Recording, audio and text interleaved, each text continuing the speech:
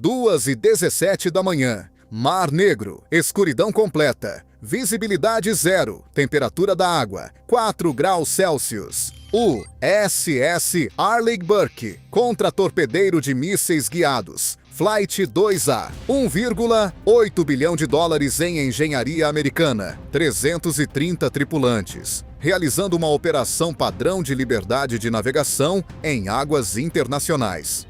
Então, o operador de sonar pronunciou 4 palavras que mudaram tudo. Múltiplos contatos, todas as direções, 14 embarcações navais russas, emergindo da escuridão simultaneamente. 2 cruzadores classe Slava, 4 contra-torpedeiros classe Sovremeni, 6 corvetas de mísseis classe Tarantul, 2 submarinos classe Kilo, emergindo à superfície em cada lado, movendo-se em uma formação de cerco perfeitamente coordenada, não patrulhando, não observando, aprisionando. A frota russa do Mar Negro havia passado 6 semanas planejando este momento. Um cerco completo de um contra-torpedeiro americano em águas internacionais, perto o suficiente para impedir a fuga, longe o suficiente para manter a negação legal. A mensagem de Moscou era cirúrgica e inconfundível. Este mar nos pertence, e você não vai embora até que decidamos que pode. O Mar Negro não é apenas água. É o portal estratégico entre o flanco sul da Rússia e o Mediterrâneo. Cada rota de abastecimento da OTAN para a Ucrânia, cada gasoduto do Cáspio, cada carregamento de grãos alimentando 400 milhões de pessoas no Oriente Médio e na África. Tudo isso flui através ou depende deste único corpo de água fechado. A Rússia havia calculado perfeitamente. Ou assim pensavam, porque cometeram 4 erros catastróficos. Primeiro, o USS Arleigh Burke não estava sozinho. 2 submarinos de ataque, classe Virgínia, haviam estado seguindo silenciosamente a frota russa por 19 horas. Moscou nunca os detectou.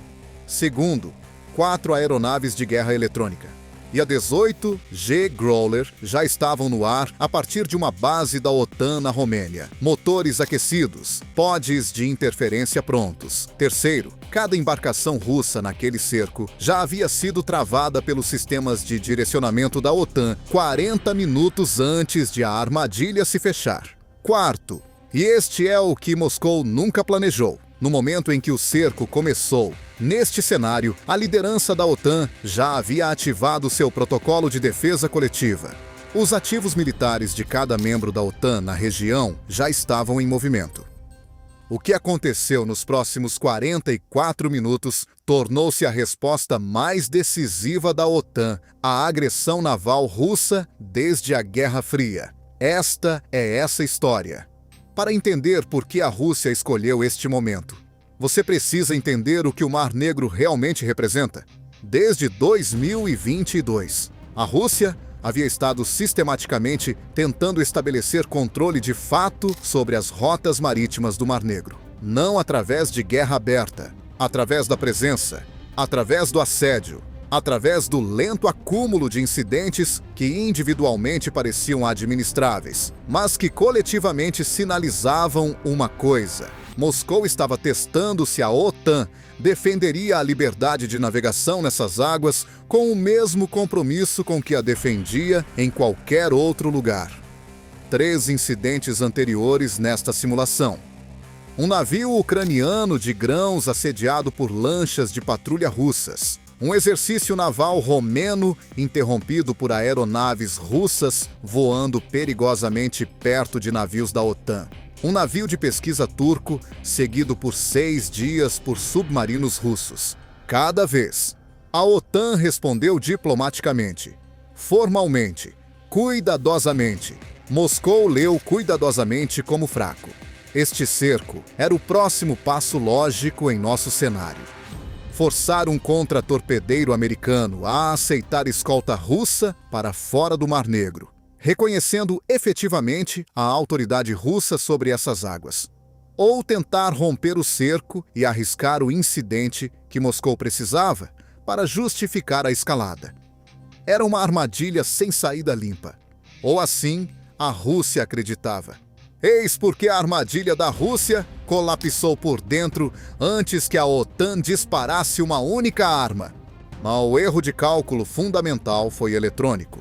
O cerco russo dependia de uma suposição crítica, que o USS Arleigh Burke estava operando sozinho, que seu sistema de combate Aegis, poderoso como era, estava trabalhando apenas com os dados de sensores disponíveis para um único navio em um mar fechado e confinado, rodeado por infraestrutura de radar e interferência russa, baseada em terra.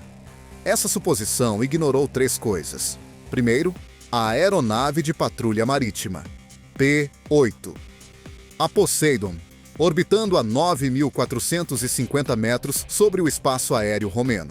Seu radar, a PI-10, havia estado mapeando os movimentos da frota russa por 11 dias. Cada embarcação, cada padrão, cada frequência de comunicação, tudo armazenado, tudo pronto. Segundo, a rede de vigilância integrada da OTAN. Satélites, estações de radar costeiras na Romênia, Bulgária e Turquia. Arraios de hidrofones submarinos instalados ao longo do fundo do Mar Negro durante um exercício da OTAN 3 anos antes. O Arleigh Burke não estava sozinho. Era a ponta visível de uma arquitetura de inteligência invisível que havia estado observando a frota russa construir esta armadilha por 6 semanas. Terceiro, os EA-18G Growler. No momento em que o cerco se fechou, 4 Growlers se ativaram simultaneamente a partir de sua órbita sobre o espaço aéreo romeno. Seus pods de interferência, ALQ-99, não apenas interromperam as comunicações russas, eles identificaram cada frequência que a frota russa estava usando para coordenar o cerco. Cada canal tático, cada radar de controle de fogo, cada link de comunicação submarino. Daí em 6,2 segundos, a frota russa do Mar Negro passou de uma formação tática coordenada para 14 embarcações que não conseguiam se comunicar entre si. A armadilha tinha dentes, mas os dentes acabavam de ser arrancados. 2h17 da manhã, o cerco russo se completa. 14 embarcações cercando o USS Arleigh Burke em águas internacionais. O comandante da frota russa transmite na frequência marítima aberta. USS Arleigh Burke. Você está operando em uma zona de exercício naval russo. Para sua segurança, solicita-se que aceite escolta para águas internacionais. Cesse todas as emissões eletrônicas imediatamente. 2h18 da manhã. O oficial comandante do USS Arleigh Burke transmite resposta na mesma frequência aberta, gravada por cada ativo de inteligência da OTAN na região. Esta embarcação está operando em águas internacionais sob liberdade de navegação. Não cumpriremos nenhuma solicitação de cessar emissões eletrônicas ou aceitar escolta. Qualquer ação agressiva contra esta embarcação será considerada um ato de guerra contra os Estados Unidos da América e a OTAN. 2h19 da manhã. Neste cenário, a liderança da OTAN ativa o protocolo de defesa coletiva. Todos os ativos militares dos membros da OTAN na região do Mar Negro passam para estado de prontidão elevada. As baterias de defesa costeira romenas se ativam. A autoridade marítima turca, controlando o Bósforo, fecha silenciosamente o estreito para reforços navais russos adicionais. A armadilha está agora selada, mas não a favor da Rússia. As 14 embarcações que entraram no Mar Negro não podem ser reforçadas. 2h21 da manhã. 4h18. G-Growlers ativam interferência de espectro completo. Comunicações táticas da frota russa cortadas. Radares de controle de fogo cegados. Links de comunicação submarinos cortados. Os 2 submarinos classe Kilo em cada lado do Arleigh Burke. De repente, incapazes de receber ordens ou transmitir dados de direcionamento. Cegos e surdos sob a superfície. 2h22 da manhã. USS Indiana e USS Minnesota. Os dois submarinos classe Virginia, que haviam seguido a frota russa por 19 horas, cada um transmite um único ping de sonar ativo, direcionado especificamente aos dois submarinos classe Kilo. A mensagem é inconfundível. Sabemos exatamente onde vocês estão. Estamos aqui há mais tempo do que vocês. Ambos os submarinos russos, Kilo, imediatamente iniciam procedimentos de ascensão de emergência, emergindo à superfície. O elemento mais perigoso do cerco da Rússia, neutralizado sem disparar uma única arma. 2h24 da manhã, o P-8. A Poseidon transmite pacote completo de direcionamento para o USS Arleigh Burke, via Link 16.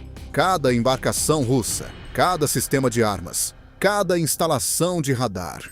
Soluções de disparo calculadas e prontas para 14 alvos separados simultaneamente. 2h25 da manhã.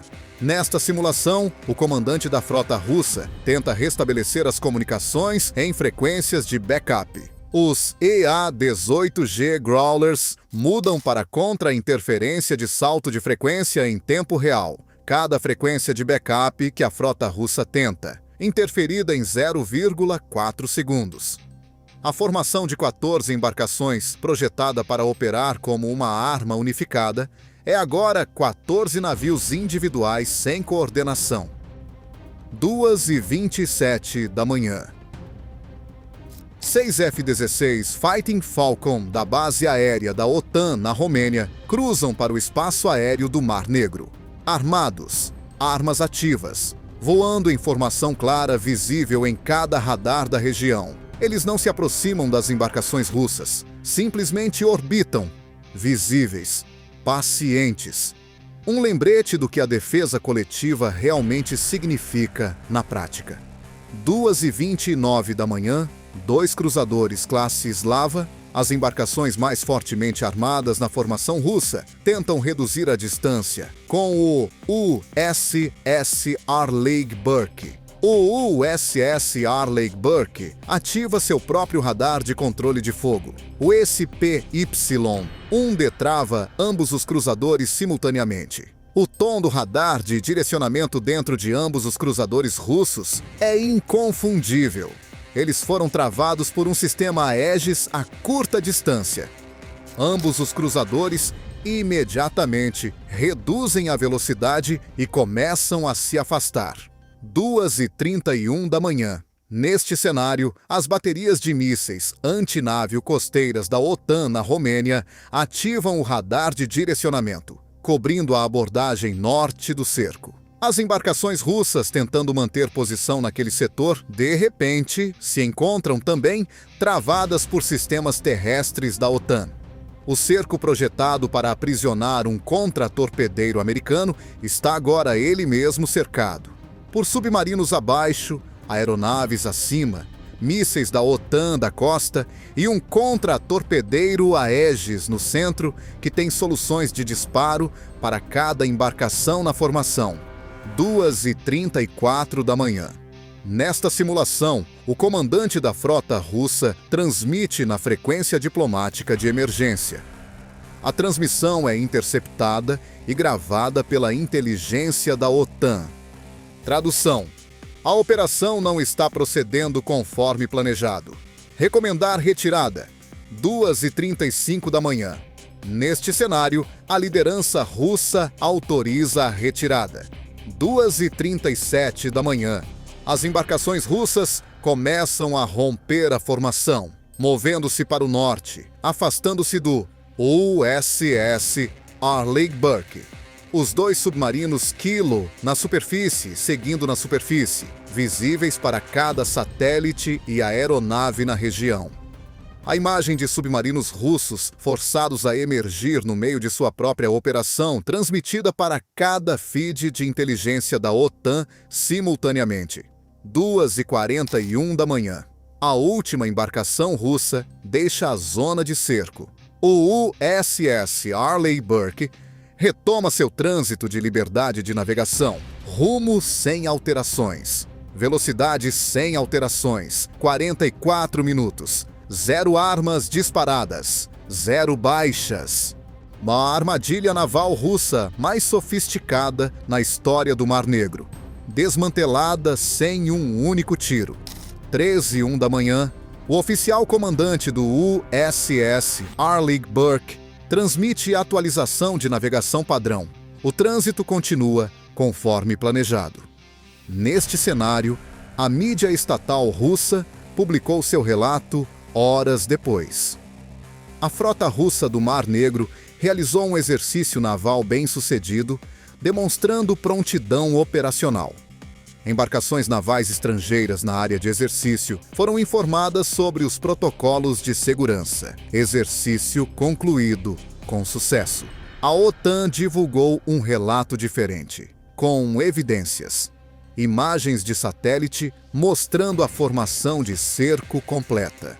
Comunicações russas interceptadas solicitando autorização de retirada. Fotografias de 2 submarinos russos, classe Kilo na superfície, forçados a subir por pings de sonar ativo da classe Virgínia, claramente visíveis na luz da madrugada. E as imagens que circularam em cada rede de inteligência de defesa. O USS Arleigh Burke, navegando calmamente para o sul pelo Mar Negro, no horário, cercado por nada além de água aberta. O cerco de 14 embarcações que deveria forçar um contratorpedeiro americano a aceitar escolta russa. Em vez disso, havia forçado 2 submarinos russos a emergir, cortado toda a rede de comunicações da frota russa por 24 minutos e desencadeado uma resposta de defesa coletiva que colocou cada ativo militar da OTAN na região em prontidão elevada. Nesta simulação, a liderança da OTAN emitiu uma única declaração: a liberdade de navegação no Mar Negro não é negociável. Nunca foi. Nunca será. Eis o que este cenário realmente provou. A estratégia russa no Mar Negro foi construída sobre uma leitura errônea fundamental da evolução da OTAN desde 2022. Moscou observou a OTAN responder a incidentes anteriores diplomaticamente, formalmente, cuidadosamente, e interpretou cuidadosamente como hesitante. Interpretou hesitante como fraco. Construiu uma operação inteira em torno da suposição de que a OTAN vacilaria quando confrontada com uma demonstração crível de força no próprio quintal da Rússia. O que Moscou não levou em conta foi que a OTAN havia passado 2 anos construindo silenciosamente a infraestrutura de resposta exata necessária para exatamente este cenário. Arrays de hidrofones submarinos no fundo do Mar Negro. Esquadrões de Growler pré-posicionados em bases romenas. Submarinos classe Virgínia já na água antes de a frota russa deixar o porto.